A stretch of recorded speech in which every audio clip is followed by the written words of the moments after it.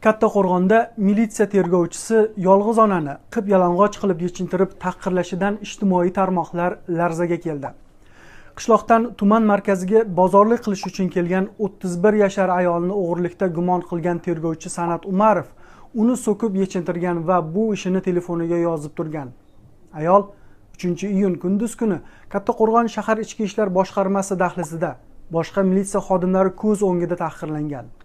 Ayolning Xabar.uz saytiga aytishicha, San'at Umarov uni qip-yalang'och holda bozorga olib chiqishga harakat qilgan.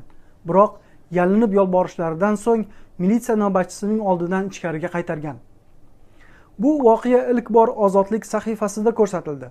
Kattaqo'rg'onlik bu ayolning eri 2 yil oldin vafot qilgan. U 2 bolasini yolg'iz boqadi. Bosh prokuratura endi ushbu holatni tekshirayotganini aytmoqda.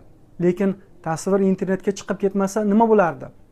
Sababi O'zbekistonda kuch tizimlari qizlar va ayollarni zo'rlab va tahqirlab kelganligi ko'tarilsa, jamiyatning bir qismi bo'lmag'ir gap deb ishonmasdi.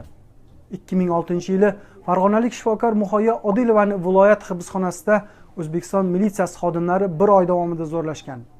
Muhayyoning aytishicha, militsiya xodimlari hatto uning ustidan siyishgan. Muhayyo Odilova zo'rlashlar oqibatida homilador bo'lib qoladi.